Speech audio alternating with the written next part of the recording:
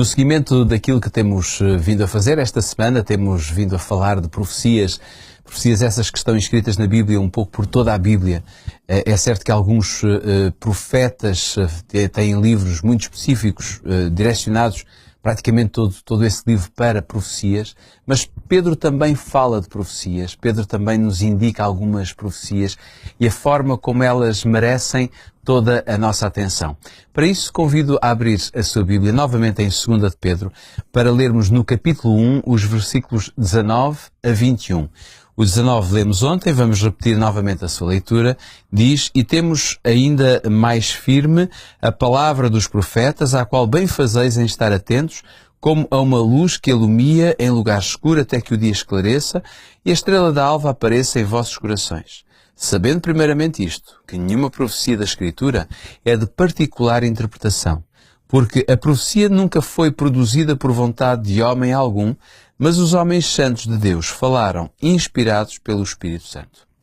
Pedro, como é que nós podemos, de alguma forma, entender esta afirmação que Pedro faz, que o apóstolo Pedro faz, de que as profecias não são, digamos, de fácil interpretação ou de particular interpretação?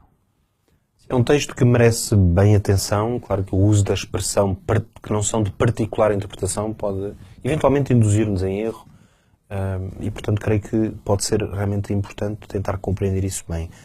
Talvez fazer aqui primeiro um contexto, ou até um resumo quase do que o apóstolo Pedro, a argumentação que ele fez. No fundo, nós temos estado a ver isso ao longo destes dias, precisamente antes mesmo dos versículos que leste. Podemos resumir a ideia principal de Pedro da seguinte maneira. Ele começa por afirmar que o cristianismo não é baseado em fábulas. Ele até utiliza a expressão fábulas artificialmente compostas. Exato. Por isso é que ele depois vai fazer o quê? Vai usar dois argumentos muito importantes para mostrar que quando lemos a Bíblia, quando nos focamos na palavra e na revelação cristã, nós não estamos a falar de ideias deslocadas, de meras filosofias. Não, são coisas que existe solidez e argumentos, evidências, no fundo, suficientes para poder ter fé. Claro. Uma fé inteligente. Quais são os dois argumentos que ele vai usar? Aquilo que vimos no princípio da semana, o testemunho ocular. O facto de que ele e outros estiveram lá, viram e, portanto, presenciaram as coisas. Quando dão prova, testemunho disso, não estão a inventar. Portanto, não estão baseados em apenas conceitos teóricos. Portanto, esta é a primeira grande prova de que o cristianismo não é uma fábula. Mas é por isso que logo a seguir o que é que ele vai fazer? Vai dizer que as profecias das Escrituras são outra grande prova de que o conhecimento cristão e bíblico não é artificial. Porque é que a profecia tem esse poder de mostrar isso? Porque há um elemento, vamos dizer assim, há um elemento sobrenatural. Há aquele tal elemento de revelação extraordinária. Exato. De segredo que é revelado. É lógico que quando um apóstolo escreve uma carta a uma igreja em que dá conselhos práticos, reflete sobre a vida cristã, ou quando os evangelhos fazem um relato daquilo que Jesus viveu, naturalmente que para crer naquelas mensagens já é preciso fé. Crer que as coisas que o apóstolo está a dizer são verdadeiras, são úteis, são boas. Mas a profecia vai ter este papel especial mais uma vez. É que como há algo de sobrenatural na maneira como uma profecia é avançada antes do tempo de um certo acontecimento, por exemplo. E depois a verdade dos acontecimentos vem a provar com exatidão. O que é que isto faz? Isto dá uma prova, uma evidência, se quisermos, mais racional, de que alguém teve que guiar essa reflexão. É por isso que quando nós lemos nos profetas, ainda esta semana aqui lemos uma descrição tão precisa de como é que o Messias viria a esta terra e sofreria, seria esmagado, seria um homem desprezado por muitos, que não teria aparência nenhuma de riqueza, mas depois começa a dizer que ele sofreria, que seria levado como um cordeiro a um matador, que não iria abrir a sua boca. Nós, de repente, olhamos para a vida de Jesus e começamos a perceber que isto é incrivelmente... Isto parece uma descrição de alguém que viu. Ou seja, aquilo que muitas vezes nós contamos de homem para homem já é difícil de nós interpretarmos corretamente, quanto mais aquilo que vem de um Deus Criador para um ser criado por Ele, não é?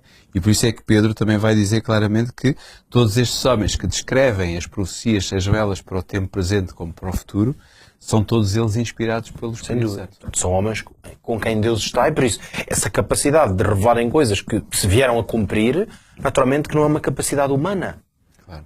E por isso joga, vamos dizer assim, joga a favor de uma argumentação que tente mostrar que a vida cristã, a mensagem, a doutrina cristã não é fábula, não é uma coisa criada, não é uma história. Agora, vamos então dar este enfoque. Porque é que então, se este é o contexto no qual Pedro está a raciocinar, o que é que significa esta ideia de a profecia em particular, ela não é de particular interpretação?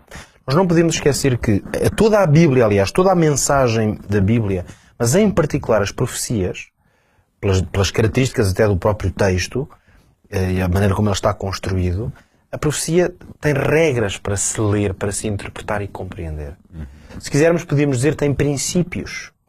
Esses princípios devem ser seguidos. Tecnicamente, costumamos chamar isso a hermenêutica. Mas que é uma palavra tão simples, talvez não muito comum para quem não está habituado ao termo, mas que basicamente significa regras de interpretação. A capacidade de interpretar.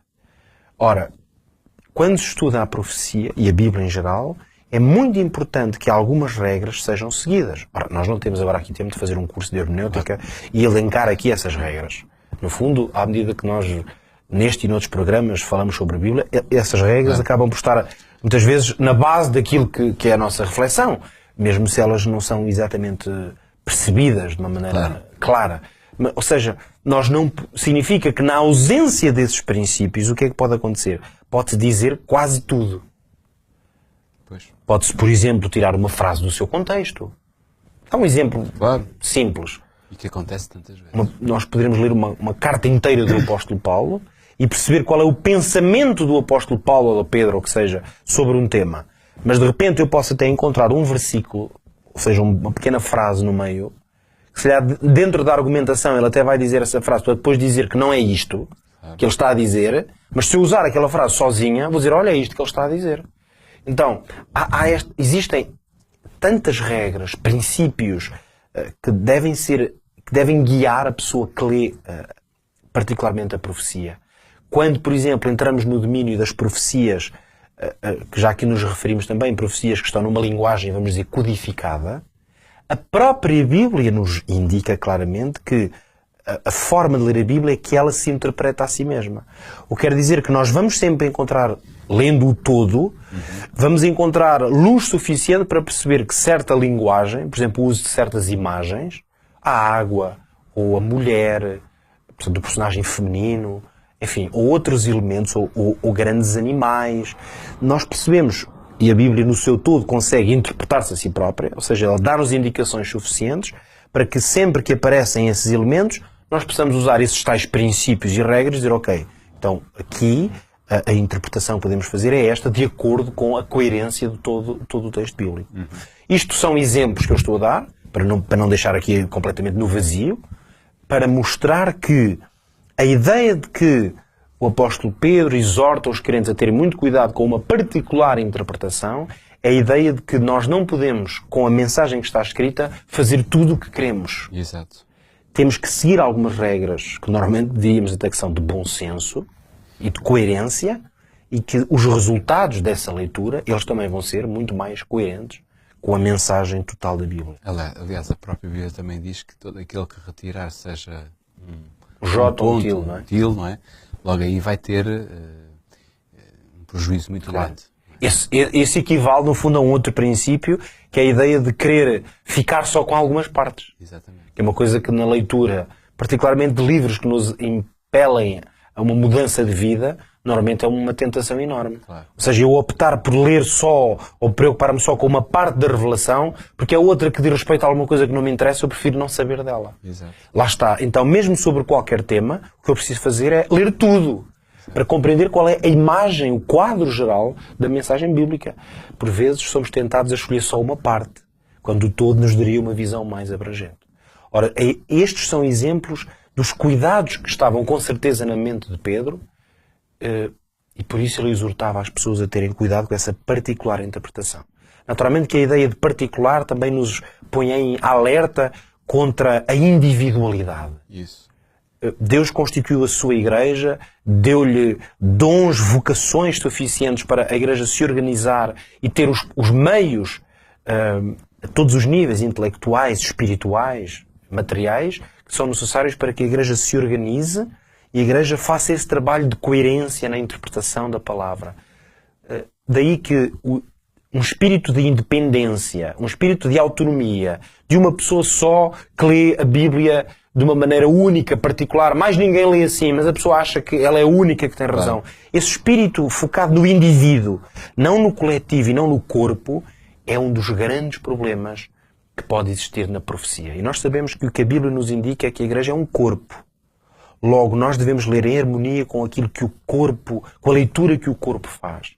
Então, essa leitura, essa forma de interpretar, de estar diante da profecia, é, no fundo, aquela que melhor se coaduna com o mandato bíblico, na multidão dos conselheiros, no reconhecimento que no corpo que Deus instituiu é que se encontra a força à qual nós nos devemos juntar e ser o nosso, cada um deve dar também o seu contributo. No fundo, estes dois elementos ajudam-nos a compreender que não devemos cair no erro da particular, ou seja, da independente e autónoma, ou a interpretação sem regras e sem princípios.